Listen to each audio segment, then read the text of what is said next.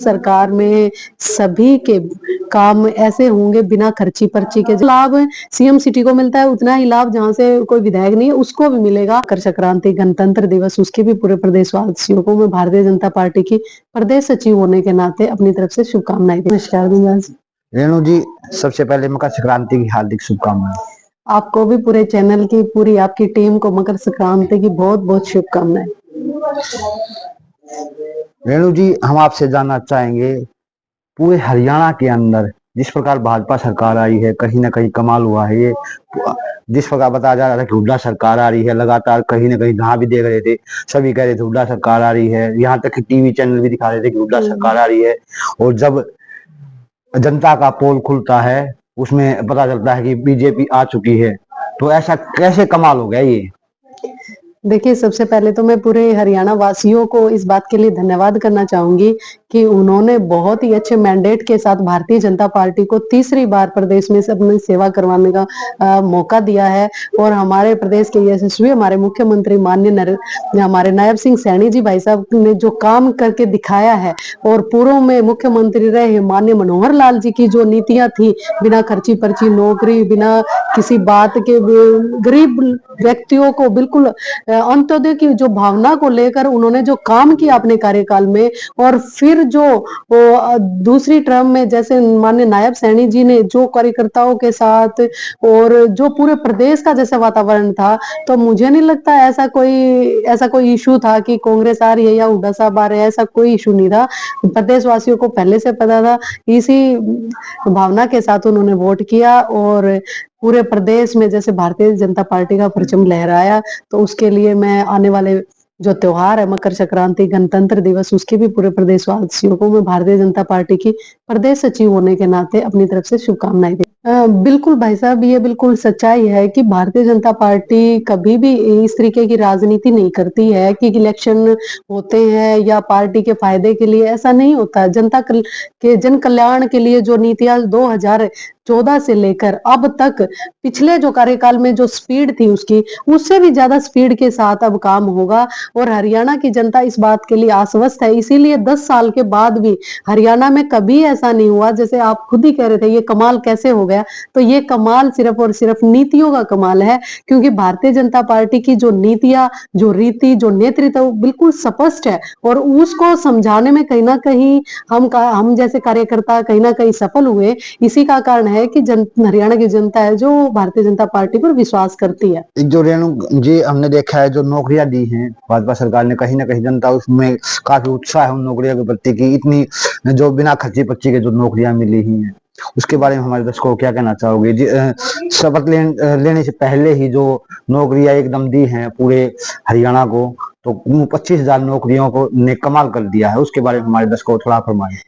देखिए, 25,000 नौकरियों का ऐसा है कि हमारे प्रदेश के हमारे बहुत ही सम्मानित हमारे मुख्यमंत्री नायब सिंह सैनी जी पहले ही इलेक्शन से पहले ही इनको निकालना चाहते थे, लेकिन जैसे एकदम से जैसे आचार संहिता लग गई और पीछे जो भर्ती रोको गैंग कह लो आप, या नौकरियों के बीच में आकर कहीं 5 नंबर के लिए जो लड़ाइयां थी, तो कहीं ना कहीं कांग्रेस पार्टी की तरफ से जो उनकी तरफ से जो पाखंड रचा गया, उसकी वजह से कहीं ना कहीं देरी हुई। और देरी होने के बावजूद भी इलेक्शन के बीच में भी जब जब माननीय मुख्यमंत्री जी नायब सैनी जी ने बोला, उन्होंने यही कहा कि मैं शपथ बाद में लूंगा, उससे पहले इन बेरोजगार लोगों को उनका अधिकार दूंगा, उनको नौकरी पर उनकी ज्वाइनिंग पहले होगी, मेरी शपथ बाद में होगी। और जो भारतीय जनता पार्टी के नेता जो कहते हैं वो करते हैं। यही दृष्टिकोण हमारे देश के यशस्वी प्रधानमंत्री माननीय नरेंद्र मोदी जी का है, और यही दृष्टिकोण हरियाणा के यशस्वी मुख्यमंत्री माननीय नायब सैनी जी का है कि उनके लिए जन कल्याण पहले है, उसके बाद में पार्टी है, और आखिर में कार्यकर्ता और खुद के लिए सोचते हैं। जो जो लोग इस चैनल के माध्यम से मुझे सुनेंगे, मैं उनको ये आश्वस्त करना चाहती हूँ कि इस बात से कोई मतलब नहीं है कि कहाँ विधायक बना है, कहाँ विधायक नहीं बना है, कहाँ का मंत्री है, कहाँ का नहीं। कि आपने देखा भी होगा कि पिछले जब 10 सालों में भारतीय जनता पार्टी की सरकार रही, तो पहले एक एरिया के नाम से सीएम को जाना जाता था। लेकिन क्या आपने कभी भी ये ये सुना कि माननीय मनोहर लाल जी रोहतक के हैं या वो बनियानी सिर्फ गांव के ही हैं, तो ऐसा बिल्कुल भी संगठन में पार्टी में नहीं है। पूरे हरियाणा के लिए एक समान उनका दृष्टिकोण है, एक समान उनकी नीतियां चलती हैं और उनका लाभ सभी को उसी समान मिलता है। जितना लाभ सीएम सिटी को मिलता है उतना ही लाभ जहां से कोई विधायक नहीं है उसको भी मिलेगा।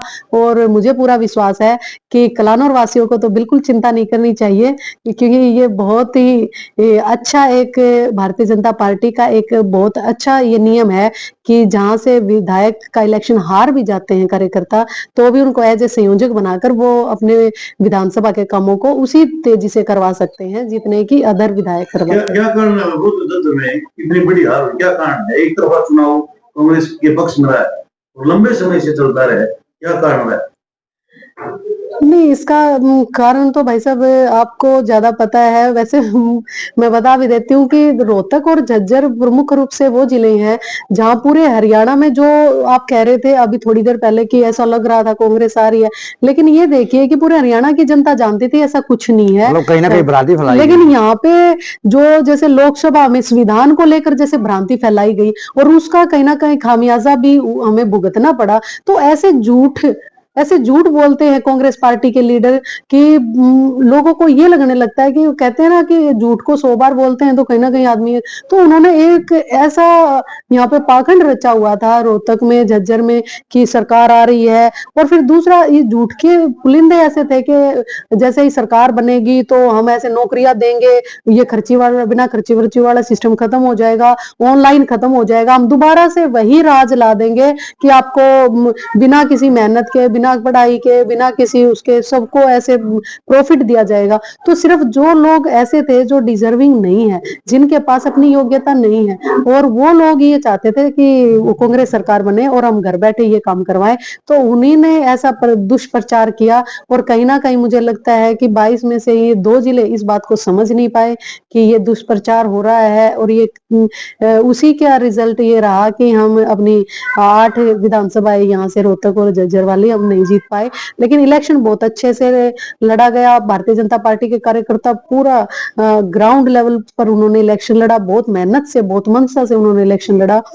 इसके लिए भी हम एक तरफा तो नहीं कह सकते, बहुत अच्छी लड़ाई हमारी थी। आपने देखा होगा कि खुद रोहतक की सारी विधानसभाओं में बिल्कुल फाइट में थे भारतीय जनता पार्टी, कि कोई ये नहीं था भी एक तरफा किसी का इलेक्शन गया है। हमारी कलानौर विधानसभा में ही देखिए आप, बहुत अच्छी फाइट दी, वोट भी लोगों ने काफी सारे दिए, लेकिन फिर भी कहीं ना कहीं हो सकता है शायद कहते हैं समय से पहले और भाग्य से ज्यादा किसी को नहीं मिलता, उसी का परिणाम है कि हम ये 8 विधानसभा सीट जीत नहीं पाए। हमारे दर्शकों को अपनी तरफ से क्या संदेश देना चाहोगे? मैं अपनी तरफ से आपको आने वाले त्योहारों की, मकर संक्रांति की, गणतंत्र दिवस की बहुत बहुत अपने और अपने भारतीय जनता पार्टी के परिवार की ओर से, प्रदेश सचिव होने के नाते आपको, आप सभी को शुभकामनाएं देती हूँ त्योहारों की। और बस यही कहना चाहूंगी कि भारतीय जनता पार्टी की सरकार है ये, और इस सरकार में सभी के काम ऐसे होंगे बिना खर्ची पर्ची के। तो जितना स्पीड से पिछले 10 सालों में काम हुए हैं उससे भी दुगनी स्पीड के साथ इन 5 सालों में काम होंगे। और हरियाणा की जनता को चिंता करने की जरूरत नहीं है, बल्कि भारत देश की जनता को चिंता करने की जरूरत नहीं है, क्योंकि देश के माननीय प्रधानमंत्री नरेंद्र मोदी जी हैं आपकी चिंता करने के लिए, और प्रदेश के माननीय हमारे मुख्यमंत्री नायब सिंह सैनी जी आपके साथ हैं, जो आपकी चिंता करते हैं, आपके भविष्य की चिंता करते हैं, आपके स्वास्थ्य की चिंता करते हैं, आपके बच्चों के उज्जवल भविष्य की चिंता करते हैं। तो इसलिए हरियाणा की जनता, प्रदेश की जनता बहुत सौभाग्यशाली है।